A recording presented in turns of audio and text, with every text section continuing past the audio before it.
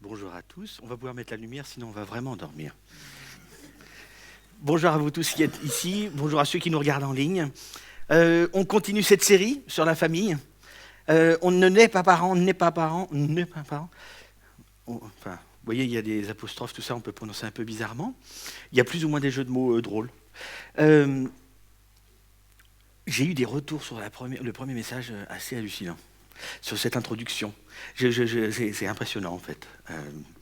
Des emails, des messages privés Facebook, des communications orales, ça existe encore, c'est un truc que les êtres humains font. Pas mal. C'est très, très intéressant. C'est bien parce que ça bouge. Et du coup, je prends l'occasion de vous dire que si jamais vous loupez certains messages de série, il faut absolument que vous puissiez vous connecter, être abonné à nos chaînes. Ça s'affiche là. églisedelabri.com, livestream.com, c'est une langue un peu barbare, hein, livestream.com.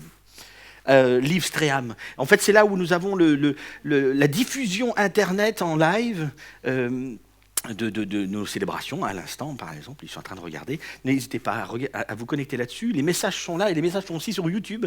On a une chaîne Église de l'Abri et vous pouvez regarder les messages précédents avec un délai variable. Mais sinon, vous pouvez au moins regarder comme il faut les séries d'avant. La série actuelle, les messages arrivent. D'accord ? Il faut être patient, en fait. Bientôt, je fais une série sur la patience et les messages en ligne.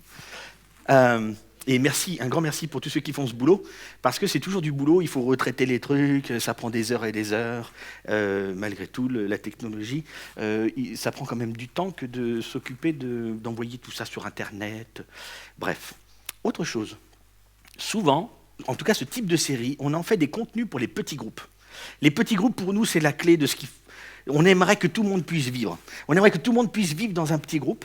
Et on crée de temps en temps des contenus basés sur les séries de messages pour les petits groupes. Et ce qui est génial, c'est que dans les petits groupes, on peut prendre ce qui a été dit par la personne qui est sur scène. Souvent, il y a toujours un peu souvent la même. Il y en a d'autres. Hein. Mais ce qui est génial, c'est qu'on peut casser ce qu'il dit, on peut dire qu'on n'est pas d'accord, vous voyez, on peut intervenir comme ça en live en disant ouais, mais moi je pense que non, non, non, non. Et on peut en discuter ensemble, c'est l'avantage du petit groupe. Il y a cette liberté aussi d'approfondir aussi le sujet. Et il y a une certaine intimité entre les gens pour pouvoir discuter de tout ça. Je vous encourage, donc si jamais vous ne faites pas partie d'un petit groupe et que vous avez envie de faire partie d'un petit groupe, n'hésitez pas à aller voir quelqu'un qui a un badge. Ils aiment toujours quand je leur fais ça, parce que du coup, ils font plein de trucs qu'ils n'avaient pas prévus. Et si quelqu'un leur demande, si vous avez envie de rejoindre un petit groupe, vous leur demandez, et ils trouveront la bonne personne vers qui vous orienter.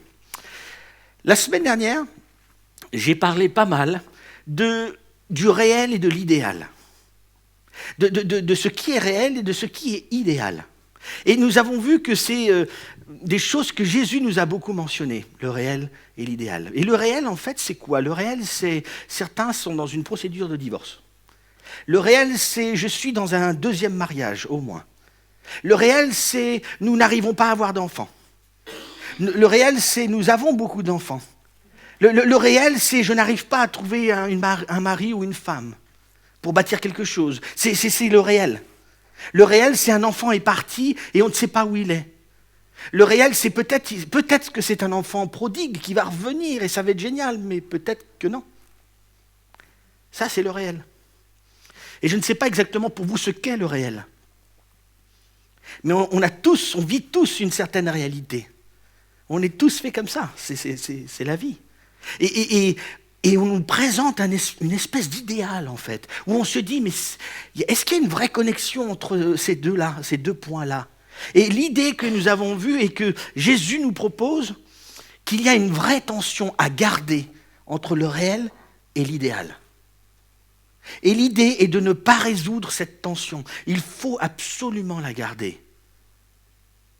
Garder une tension, une bonne tension, nous tire vers le haut. Toujours. Et c'est toute la proposition que Jésus nous fait, que Dieu nous fait. Ce que Jésus a fait, c'est qu'en fait, ce qui est compliqué, c'est que quand on voit les idéaux que Jésus nous présente, parfois c'est compliqué. Parce qu'en fait, il présente quelque chose, et, on a des idéaux un peu, hein. Dans la vie, on aimerait que certaines choses se passent bien, que le couple soit super, que la famille, tout le monde obéit, tout le monde grandit, et tout le monde se respecte, mais ça ne marche pas toujours. Et le truc qui est terrible, c'est que quand Jésus est arrivé, il a encore plus monté la barre de l'idéal. Mais c'était déjà compliqué. Il vous a été dit ceci, moi je vous dis cela. Il a fait ça tellement de fois.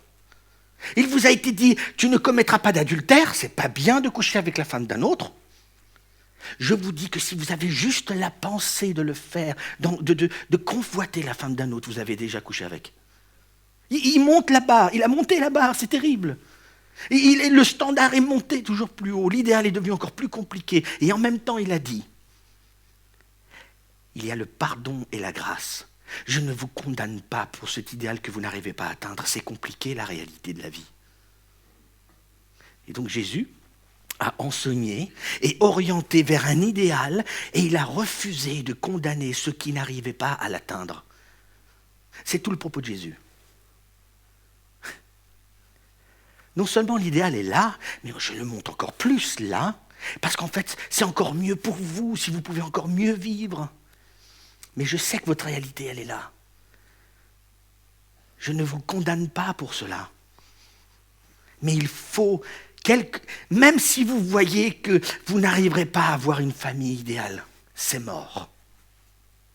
Vous n'arrivez pas à vivre le mariage comme vous auriez voulu le vivre. C'est trop compliqué. Vous ne savez même pas si ça va tenir. Mais je veux que vous restiez focalisés sur l'idéal. C'est tellement important. Regardez toujours à celui-ci, à cet idéal. Parce que ça peut vous faire remonter de là où vous êtes. Vous pouvez toujours vivre au sein de cette réalité en regardant là-haut. L'idéal. Et si vous n'y arrivez pas, je ne vous condamne pas. Je serai toujours là. C'est beau en même temps. C'est tellement réel que du coup... Ça va? Vous êtes content d'être là quand même? D'avoir lutté le froid, tout ça? On a vu autre chose aussi, c'est que dans la Bible, c'est très intéressant, dans l'Ancien Testament, vous ne trouverez pas une famille idéale. C'est très intéressant. Quand on regarde dans l'Ancien Testament, les familles parfaites, idéales, comme on pourrait l'imaginer, Adam et Ève, fratricides, David et son fils, David qui veut tuer son père, je vais te tuer, et il court partout, des milliers de gens meurent, c'est génial comme famille. Il y en a un autre qui se fait vendre, on vend un frère, il faut se débarrasser. Il n'y a pas d'exemple de bonne famille en fait dans l'Ancien Testament, et dans le Nouveau Testament, il n'y en a pas vraiment non plus. Par contre, il y a des enseignements, des choses qui sont dites à propos de la famille. Et il y a des personnes comme l'apôtre Paul, l'apôtre Pierre, ce sont des personnes qui suivaient Jésus pendant qu'il était ici-bas, et après, ils ont une mission, et ils ont voulu parler de toute cette mission à tout le monde. L'apôtre Paul et l'apôtre Pierre ont dû, je ne sais pas jusqu'à comment c'est arrivé, des fois ils ont dû se poser, penser, réfléchir, écrire ensemble, et qu'est-ce que vous pensez par rapport à ce que disait Jésus sur l'amour? C'était tellement le cœur de tout ce qu'il nous transmettait. L'amour. Le plus grand commandement, c'est quoi, Jésus? Certains lui disent, aime ton Dieu de tout ton cœur, de toute ton âme, de toute ta force, et aime ton prochain comme toi-même. Aime. Cette question qu'on s'est déjà posée. Qu'est-ce que l'amour me recommande, me demande de faire dans telle et telle situation? On s'est posé cette question. Qu'est-ce que l'amour me pousse à faire pour l'autre? Et l'apôtre Paul et l'apôtre Pierre ont dû se dire, mais... prenons ce cœur-là que Jésus transmet et regardons-le au sein de la famille. Qu'est-ce qu'on peut en dire? Et on a résumé dans un contexte, ça a été dit dans un contexte particulier, historico-sociologique, où la femme et les enfants avaient une place abominable, où ils n'avaient pas de place en fait. C'est plus ou moins une espèce de sous-race à l'époque, c'était affreux. On les déconsidérait, en tout cas dans le pire de Rome. Et voici ce qui est résumé en fait de ce que l'apôtre Paul et Pierre ont pu dire. Marie, aimez vos femmes et portez-leur une grande attention. Deuxième, femmes, soumettez-vous à votre mari. On va y revenir. Troisième, enfants, obéissez à vos parents. Père, n'irritez pas vos enfants. Ce sont des espèces d'idéaux. Alors quand on regarde la liste, on peut se dire, ouais, c'est intéressant, hein, ton mari aimez vos femmes, bon, ça va. En tout cas, les hommes disent, ça va. Femmes, soumettez-vous à votre mari. Est-ce que tu le connais? Tu l'as déjà rencontré? Tu sais de qui tu parles? Enfants, obéissez à vos parents. Oui, les enfants ne sont pas là. Hein, il y en a quelques-uns? Chut, tu obéis. Ça va. Père, n'irritez pas vos enfants. Est-ce que tu connais mes enfants? Est-ce que tu sais comment eux m'irritent? Est-ce que tu sais comme ils m'exaspèrent, mes enfants? Parce que le texte pourrait être « N'exaspérez pas vos enfants ». Est-ce que tu les connais? C'est un peu compliqué. Donc on regarde la liste, on fait raté, raté, plus ou moins, raté. C'est compliqué. Aujourd'hui, j'aimerais me focaliser sur un passage qui est compliqué. Quand on regarde cette liste, on se dit, et vu les réactions déjà, on se dit, mais qu'est-ce que ça fout là-dedans? Je crois même pas que ça peut être dans cette liste. Et c'est un texte compliqué qui n'est pas très aimé, surtout par les femmes. À votre avis?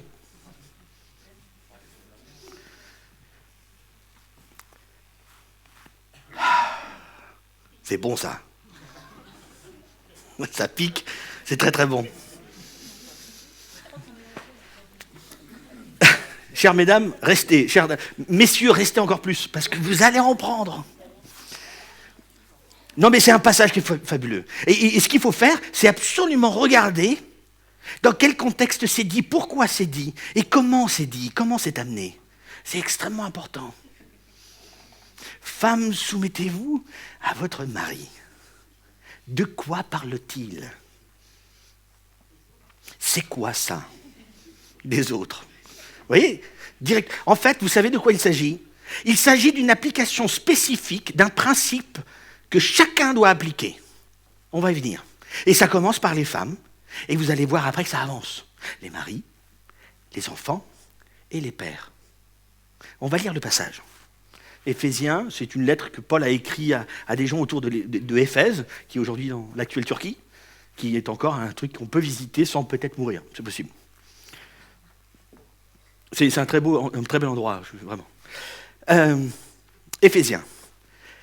Vous, femmes, alors, il manque presque un mot, mais vous allez comprendre parce que dans cette version, ils ont fait le lien qu'on va faire. En fait, il suffit de lire le texte et comme ça, moi, j'ai rien à dire. Vous, femmes en particulier, soumettez-vous, chacune à son mari, et cela par égard pour le Seigneur. Et d'autres traductions vont dire tout simplement, femmes, soumettez-vous à votre mari. Femmes, soyez soumises à. Globalement, un mot qui pique. Vous savez, j'en ai parlé il y a pas longtemps avec un collègue pasteur. Pas longtemps, un mois ou plus. Et on a parlé de ce passage encore, enfin il y a plusieurs mois même. Et c'est toujours intéressant parce que j'aime bien le dire régulièrement. C'est que ce texte-là, ce verset-là qu'on prend comme ça, il s'adresse à quelqu'un. Oui? Ou non? Il parle à qui ce texte? Vous, femmes, oui? Le nombre de fois où des hommes, et c'est vrai que ça arrive de moins en moins, la société évolue, tout ça, mais le nombre de fois où les hommes se disent « Est-ce que tu penses que c'est juste que... Est-ce que tu ne penses pas qu'elle devrait plutôt... Qu'est-ce que tu en penses de la place de la femme, tout ça ?»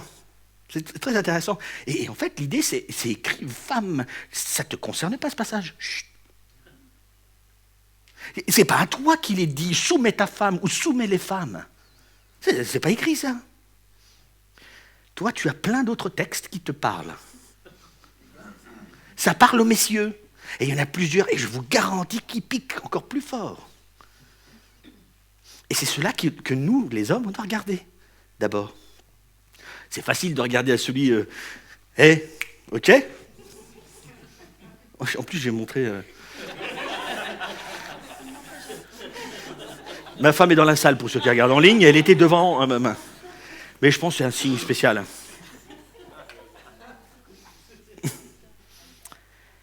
Mais c'est extrêmement important. Hein. C'est important que c'est adressé aux femmes, et aux femmes de lire ce texte et de l'appliquer ou pas. Ou en tout cas de le comprendre. L'idée qui est derrière, c'est que c'est un principe, c'est une application, exclusive pour les femmes.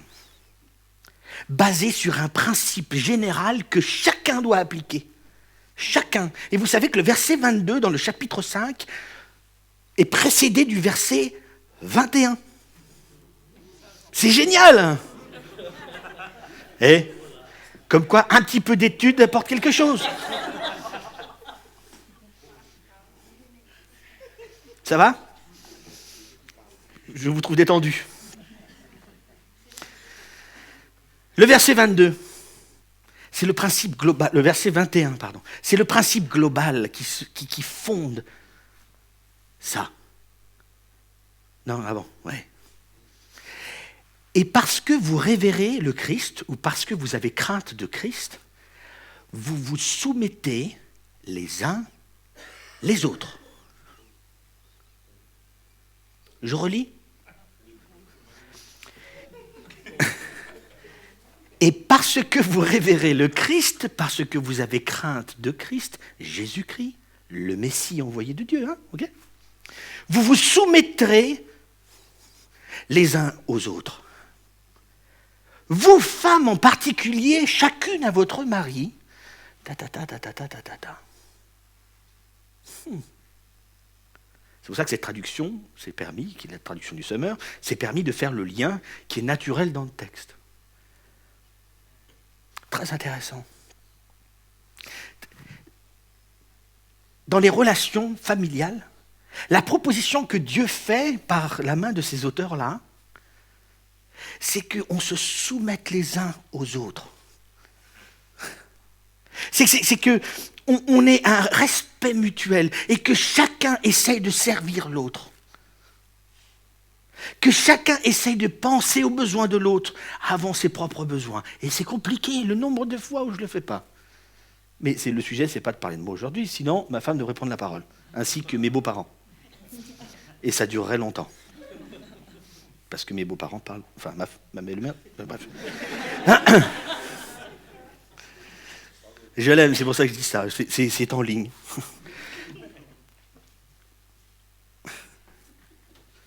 La soumission mutuelle, c'est la base que Dieu souhaite pour les relations au sein de la famille. La soumission mutuelle. C'est le principe global que Dieu nous demande de vivre. C'est ce qu'il nous demande. Et il nous demande de considérer les intérêts de l'autre supérieurs aux miens. C'est ça qu'il nous demande, sans arrêt. L'idée n'est pas de dominer, d'écraser l'autre, de profiter de l'autre. L'idée est d'être dans cette soumission mutuelle, de respect mutuel, d'amour. C'est basé sur l'amour, tout ça. C'est ça que Dieu nous demande. Est-ce que j'aime ? Reviens en arrière, s'il te plaît. Parce que vous révérez le Christ. Par crainte de Christ, vous vous soumettez les uns aux autres. Ce n'est pas par crainte de l'autre. Ce n'est pas par respect de l'autre. Il peut y avoir la notion de respect. C'est pas par respect, parce que honnêtement, combien de fois je suis vraiment assez respectable, honorable, pour que quelqu'un se soumette à moi. C'est par crainte de Christ que je me soumets à l'autre. C'est tellement important. Tellement important. Vous savez, Jésus s'est soumis lui-même. Comme lui s'est soumis. En fait, il a dit, je vais servir, je vais considérer mes intérêts inférieurs aux intérêts de eux, cette création. J'imagine la discussion peut-être que Dieu et Jésus ont pu avoir et il va falloir que tu vives quelque chose de compliqué. Comme Jésus s'est soumis en faisant tout ça. Il y a cet exemple où Jésus va laver les pieds de ses disciples en leur disant, c'est en vivant comme ça vos relations que les autres verront l'amour que vous avez les uns pour les autres. Et lui, c'est le maître. Je veux dire, pour les disciples, pendant 3 années, ils ont vécu avec le maître, qui était Dieu, le Messie, et lui nous lave les pieds puants et dégoûtants. pour nous montrer la soumission mutuelle.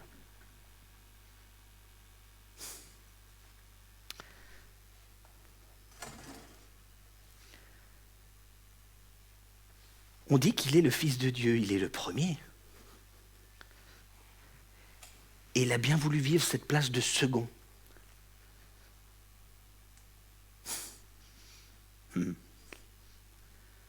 C'est ça qui nous est demandé. Dans les relations familiales, ce qui nous est demandé, c'est la soumission mutuelle. Considérer les intérêts des autres supérieurs aux miens.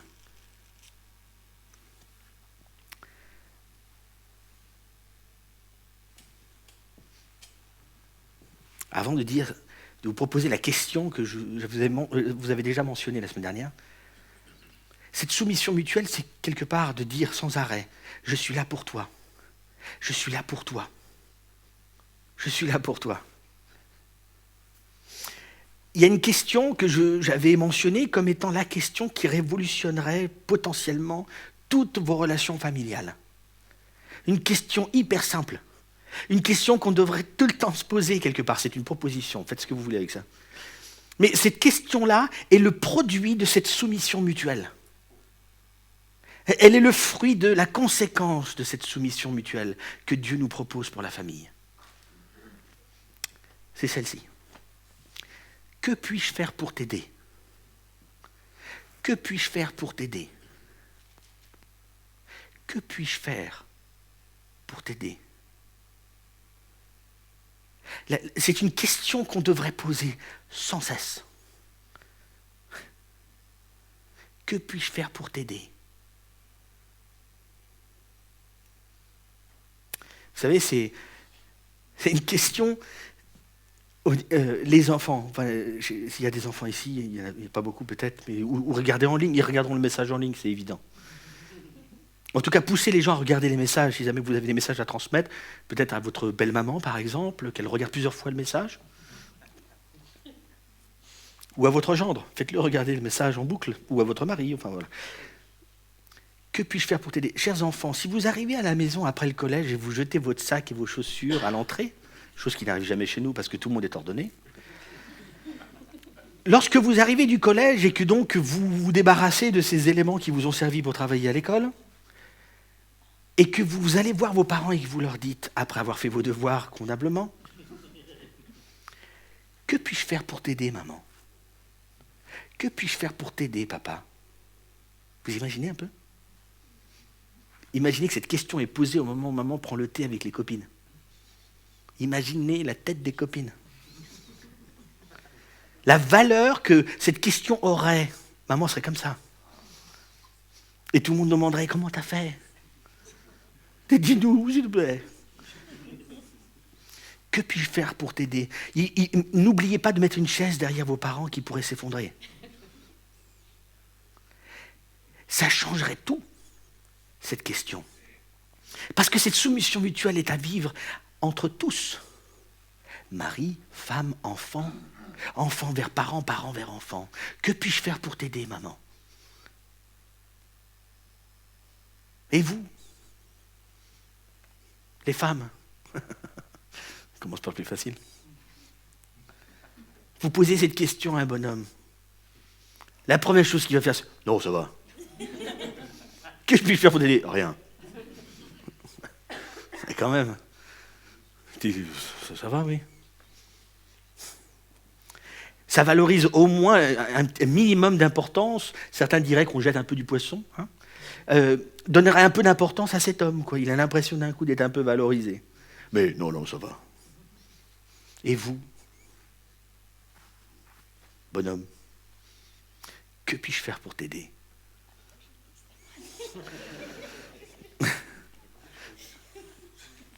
Vous savez que ça révolutionnerait tout. Hein ? Ça révolutionnerait toutes les relations dans une famille. Je pense que ça révolutionnerait même des relations dans le boulot. Si tout le monde commençait à poser cette question-là, mais quelque part comme Jésus a pu la poser aussi, j'imagine Jésus parlait à son Père. Que puis-je faire pour les aider ?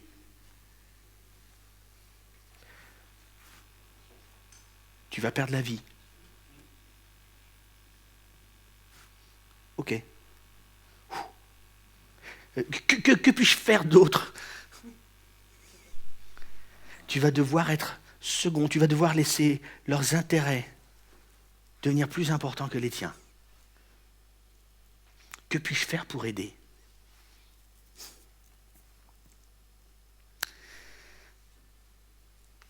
Vous savez, pourquoi on ne la pose pas cette question en fait? En fait, on ne la pose pas beaucoup, enfin surtout nous, les femmes.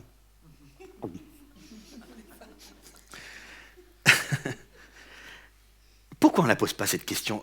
Déjà, les enfants, pourquoi ils ne la posent pas cette question? Vous savez pourquoi? La première chose qu'ils visualisent d'un coup, ils se voient en train de couper le gazon avec des ciseaux, ils se voient nettoyer les jantes en alliage de papa, ils se voient nettoyer la paille des poules, ils se voient faire tout de suite des choses. Que puis-je faire pour t'aider, papa? Alors j'ai une liste, cher garçon. Il y a beaucoup de choses, et donc tu as peur. Et quelque part, c'est ce que certains disaient tout à l'heure dans la salle. Je ne donnerai pas de nom. Pourquoi on n'ose pas poser cette question? Parce qu'on a peur. On a peur de quoi? On a peur en fait qu'on profite de nous. On a peur de nous désorienter de notre chemin. On a peur d'y perdre quelque chose, nous. En fait, c'est par orgueil aussi, quelque part, que nous-mêmes, on ne propose pas notre aide. Que puis-je faire pour aider? Que puis-je faire pour aider? Cette peur. On l'a tous. Je pense que les hommes l'ont plus que les femmes. Est-ce que quelqu'un profitera de nous? Oui, très certainement. Est-ce qu'en posant une question pareille, on est plus vulnérable? Oui. Je pense que c'est évident. Oui, potentiellement, il y en a à qui ça menait à la mort, et je crois que dans notre pays, pour l'instant, ça ne nous mène pas trop à la mort, tout ça. De se laisser aider, il n'y a pas de crainte à avoir. Vous savez, la question qu'on peut se poser, du coup, quand on regarde la soumission mutuelle, le respect de l'autre, on a l'impression d'un coup qu'on nous présente une famille de tout mou, où il n'y a pas de décisions qui sont prises. Est-ce que quelqu'un est en charge de la maison, du coup, cette question-là? Est-ce qu'il y a quelqu'un? Est-ce que ça veut dire qu'il n'y a pas d'autorité ultime dans la maison, dans le foyer, du coup, en disant ça? Parce qu'en fait, il y a un ordre comme ça, là, blam! Vous savez que le texte de Éphésiens, chapitre 5, versets 21, 22 et suivants, ça ne parle pas du tout, ça ne définit pas du tout l'autorité. Ça ne définit pas l'autorité. N'ayez pas peur, chers hommes. Ça ne définit pas du tout l'autorité. Ça définit le pouvoir qu'a cette autorité, ce que l'on peut faire. Ça ne dit pas qu'il faut abandonner la place que l'on a de chef de famille si c'est la place que nous avons. Non. Ça veut dire qu'il faut abandonner le pouvoir qui est attaché à cette autorité que nous avons. Vous voyez la différence? On n'est pas en train d'abandonner l'autorité, on est en train d'abandonner le pouvoir attaché à cette autorité que nous avons peut-être. Comme Jésus. Et il n'a pas souhaité se dire « je garde cette place de Dieu à la droite. Je suis prêt à devenir second du coup, à me soumettre à servir, à me donner à, en considérant les intérêts de ces créatures supérieures à mes intérêts, en donnant ma vie. » Est-ce qu'il a perdu l'autorité qu'il a? Non. Il n'a pas utilisé ce pouvoir qu'il avait. Je peux vous donner des références de textes, d'autres textes qui parlent de ça. Il n'a pas voulu profiter de cette place qu'il avait, de chef. Vous savez, Jésus est la tête de l'Église. Il est la tête de l'Église parce qu'il a donné sa vie. Oui, mais s'il donne sa vie, il n'est plus le chef. Non, il est le chef parce qu'il a donné sa vie. Il reste le chef. Il n'a pas perdu son autorité. Il n'a pas perdu sa place de Dieu. Il a souhaité abandonner un peu de ce pouvoir qu'il avait sur nous pour nous servir. Mais il a gardé toujours cette autorité. C'est ça. C'est ça que nous avons à vivre, nous. C'est ça, cette soumission mutuelle. C'est ça de considérer les intérêts des autres supérieurs aux miens. Donc il n'y a pas de question de définition d'autorité dans ce texte. C'est plutôt qu'est-ce que tu fais de ce pouvoir que tu as, de cette autorité-là. Comment tu vas la gérer?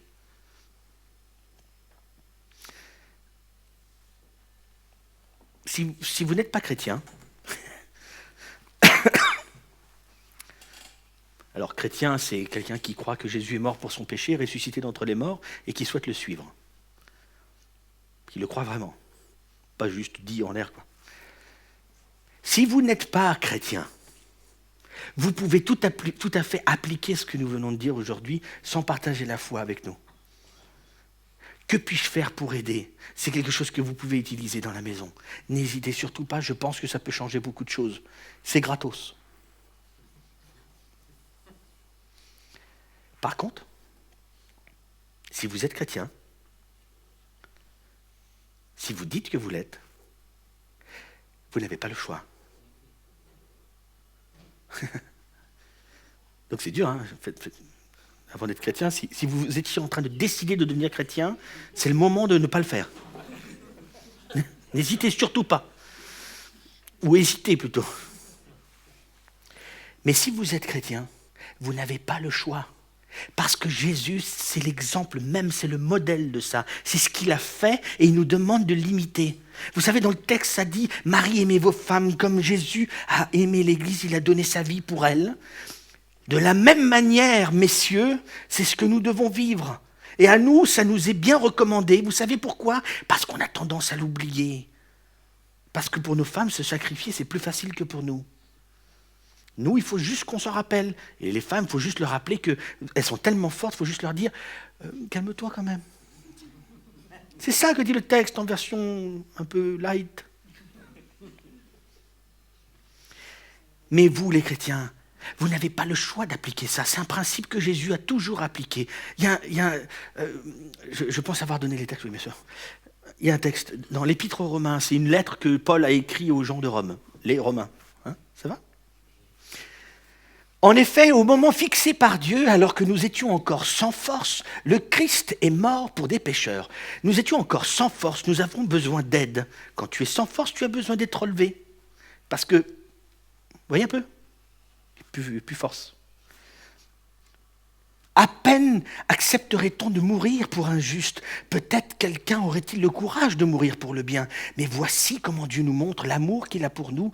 Alors que nous étions encore des pécheurs, le Christ est mort pour nous. C'est un passage, on pourrait y rester des heures là-dessus.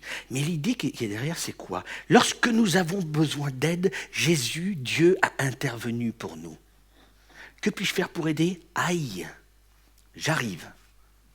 Pécheurs, c'est tous ceux qui ont reconnu, qui réalisent qu'ils ne sont vraiment pas assez bons.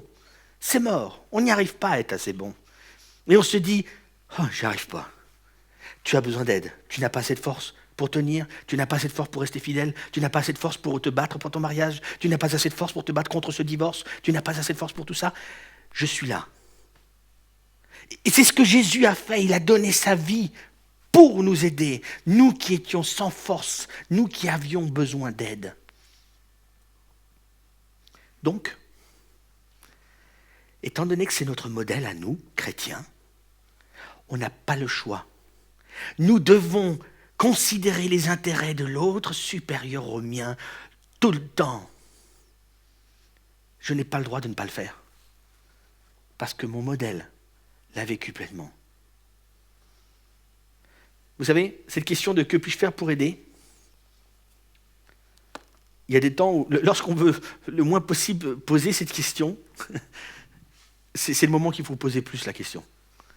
Il y a des moments où j'aimerais ne pas poser cette question, voilà, et c'est le moment où je devrais la poser encore plus, en fait. Si vous êtes dans ce moment où vous vous dites « Non, je ne peux peut-être pas, parce que si jamais je le dis là, maintenant, elle va me demander enfin de finir ce placo. » Ou ces joints de carrelage de la salle de bain. Il n'y a rien du tout, enfin, il n'y a aucune connexion à la vie réelle. Quoi qu'il y ait des témoins. Mais au moment où on a le plus peur de poser cette question, quand on est dans cette situation-là, c'est le moment où il faut la poser. en fait. Et je pense savoir l'aide qu'elle va avoir besoin, dont elle va avoir besoin. Ah, que puis-je faire pour l'aider? Vous voyez un peu ce courage-là énorme que l'on peut avoir? Quand on est dans cette situation où on se dit « je n'ai vraiment pas envie de poser la question », il faut vraiment poser la question, encore plus. Aujourd'hui, ça se voulait très pratique. On a parlé de cette soumission.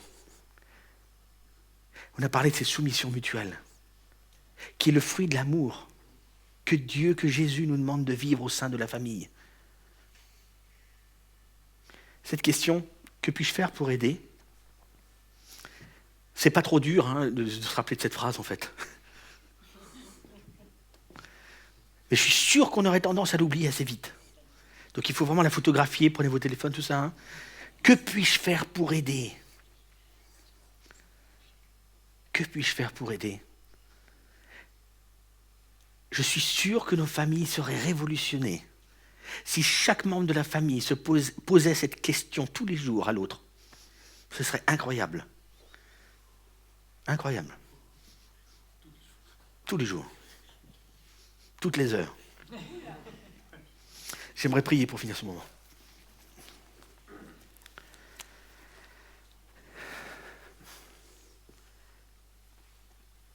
Seigneur mon Dieu, merci pour ces temps de chansons et de musique que nous avons eus avant. Merci pour ce temps que nous pouvons avoir ensemble ici, dans ce bâtiment. Merci pour les personnes qui sont là, merci pour les invités. Merci parce que nous sommes heureux qu'ils viennent. Seigneur, merci aussi pour ces textes que tu nous as transmis, que parfois nous avons lus de manière un peu, je crois, parfois un peu tordue. Peut-être parce que par orgueil, ça nous fait un peu de mal, peut-être. Seigneur, je te demande, s'il te plaît, de m'aider, de nous aider, mais aide-moi particulièrement à pouvoir poser cette question plus souvent à mes enfants aussi. Seigneur, que la relation que je peux avoir avec mes enfants n'est pas juste d'enseigner, de corriger, de reprendre, de discipliner, d'enseigner, mais peut-être aussi, peut-être juste de poser cette question, que puis-je faire pour t'aider? De rentrer dans un dialogue avec l'enfant. Que l'on puisse vivre aussi ça au sein du couple. Que l'on puisse vivre ça aussi au niveau des relations les uns avec les autres, mariés ou pas, entre amis. Tout changerait. Ce n'est pas juste la famille et le couple qui changeraient. Ce sont nos relations qui changeraient. Ce sont nos relations qui changeraient. Merci de nous aider à vivre cela, s'il te plaît. C'est au nom de Jésus-Christ que je te prie. Amen.